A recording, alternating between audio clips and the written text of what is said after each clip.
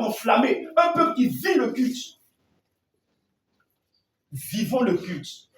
Mes amis, vivons le culte. Tu viens à l'église, tu vis ton culte jusqu'à la fin. C'est ton culte. Ce n'est pas le culte de quelqu'un que tu viens assister.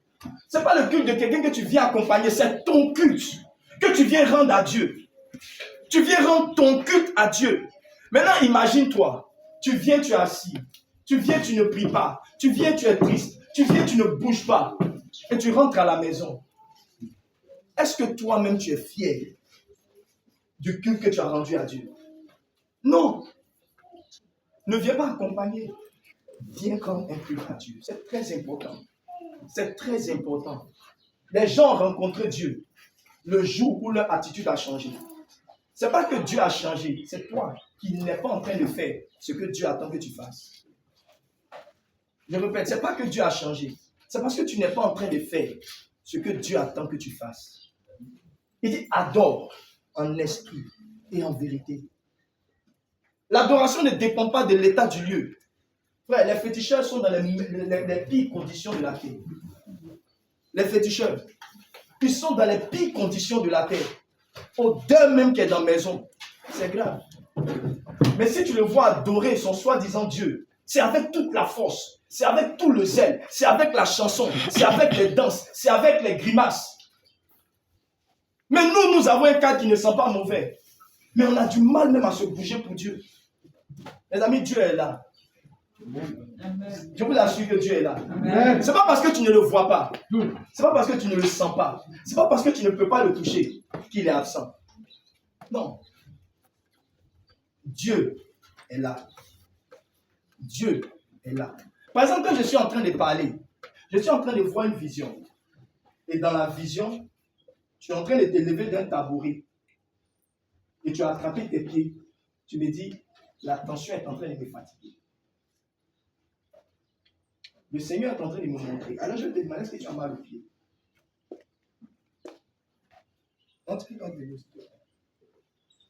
C'est pas parce que tu ne le vois pas qu'il est absent. Hein.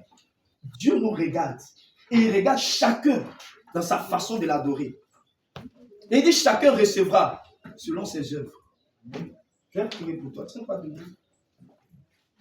Est-ce que présentement, tu as mal aux pieds? Je veux que tu veilles sur ta santé. Surtout la tension.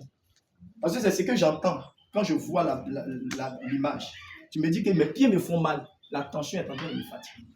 Mais je prie dans le nom de Jésus que Dieu te guérisse complètement. Au nom de Jésus-Christ, reçois la guérison maintenant. Je prie par le Saint-Esprit que la guérison entre dans tout ton corps, depuis ta tête jusqu'à tes pieds, au nom puissant de Jésus-Christ. Qu'on ne parle plus de maladie liée à tes membres. Au nom de Jésus-Christ, tu ne resteras pas à terre, mais tu tiendras debout sur tes deux pieds. Au nom de Jésus-Christ. Amen. Alléluia. J'ai vraiment envie de parler de ce que je suis en train de dire. C'est très important, je vous assure. Je vous assure, c'est très important. Rendons un culte agréable. Ne rendons pas un culte, mais un culte qui est agréable à Dieu. Un culte qui est agréable à Dieu. Il y a beaucoup de choses à l'intérieur. Dès la maison, on a commencé déjà à prier. Dès la maison, on a commencé déjà à chanter. Même quand on est en train de marcher, les païens qui nous voient, ils savent qu'on est en train d'aller à l'église. Mes amis, si quelqu'un te voit en train d'aller à l'église triste, il n'aura pas envie de venir à l'église. Le quartier là doit savoir qu'il y a quelque chose ici. Le quartier doit savoir qu'il y a quelque chose. On doit faire du bruit. On doit faire du bruit pour Jésus. Quand on est en train de venir à l'église individuellement, on doit faire du bruit. En retard, on doit être en train de courir. L'église est trop douce pour qu'on ait une attitude basse. Alléluia. Que Dieu te bénisse. Que Dieu te bénisse. Tu n'as pas dit Amen. Amen. Tu n'as pas dit Amen. Amen. Alors le thème que je veux partager avec vous, c'est la foi. La foi. La foi. On va prendre nos Bibles. Il y a beaucoup de textes qui parle de la foi dans la Bible. Mais on va essayer de sélectionner quelques textes qui vont nous aider à développer notre message. Je veux juste que tu me prêtes ton attention. Je ne vais pas parler longtemps par la grâce de Dieu. Mais je veux juste que tu prêtes ton attention, que tu écoutes. Et je crois que ce message va te faire du bien. Hébreux chapitre 11, verset 1. Hébreux chapitre 11, verset 1. Hébreux chapitre 11, verset 1. Hébreux chapitre 11, verset 1. Il dit, « Or la foi est une ferme assurance des choses qu'on espère, une démonstration de celles qu'on ne voit pas. » Je répète, « Or la foi est une ferme assurance des choses qu'on espère, une démonstration de celles qu'on ne voit pas. » Romains chapitre 10, verset 7. On va les lire en même temps. Romains chapitre 10, verset 7. La Bible dit, Romains chapitre 10, verset 17. Romains chapitre 10, verset 17, il dit, « Ainsi la foi vient de ce qu'on entend, et ce qu'on entend vient de la parole de Christ. » Je répète, « Ainsi la foi vient de ce qu'on entend, et ce qu'on entend vient de la parole de Christ. » Hébreux 10, verset 38. Hébreux 10, verset 38. Si tu as quelque chose à noter, tu peux noter. Ça pourra t'aider dans ta méditation personnelle. Hébreux 10, verset 38. Hébreux 10, verset 38. Et mon juste vivra par la foi. Mais s'il se retire, mon âme ne prend pas plaisir en lui. Mais ce qui m'intéresse dans ce texte, c'est la première partie. Il dit, et mon juste vivra par la foi. Alléluia. Amen. Alors, dans Matthieu chapitre 17, à partir du verset 14, est une histoire très importante qui va nous aider dans l'introduction de notre message. Matthieu chapitre 17, verset 14, un homme va aller devant Jésus et il va se prosterner. Il va se prosterner devant Jésus en le suppliant de guérir son fils. Il va dire, mais il faut guérir mon fils. Pourquoi? Parce que son fils est lunatique. Son fils est épileptique. Et il va dire à Jésus que le démon qui est en lui, là, souvent le prend pour le jeter dans le feu.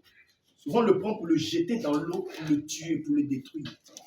Et il va expliquer à Jésus qu'au fait, il a envoyé son fils vers ses disciples. Vers les disciples de Jésus. Mais les disciples de Jésus n'ont pas pu guérir l'enfant. Alors Jésus va se tourner vers ses disciples. Il va crier sur ses disciples. Race incrédule, jusqu'à quand serai-je avec vous? Amenez-moi l'enfant. Alors Jésus va demander à ce qu'on envoie l'enfant du monsieur. Il va menacer l'esprit et l'esprit va sortir du corps.